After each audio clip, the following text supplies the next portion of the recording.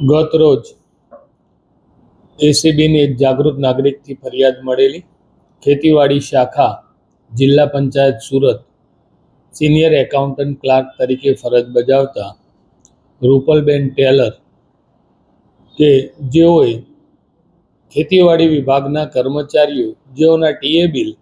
તેમજ એલટીસીના બિલો મંજૂર કરવાના આવેજ પેટે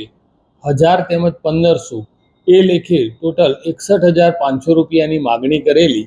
જે પૈકી ફરિયાદી પાસે એક 30,000 રૂપિયા એકત્રિત થયેલા, જે ગતરોજ મેળવવા એને પોતાની પાસે બોલાવેલો અને 30,000 રૂપિયાની ગેરકાયદેસરની લાંચની માગણી કરી એ સ્વીકાર કરતા ગતરોજ તેઓ તથા તેમનો પુત્ર જીલ ટેલર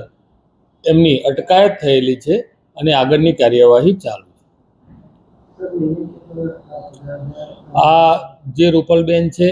તે લગભગ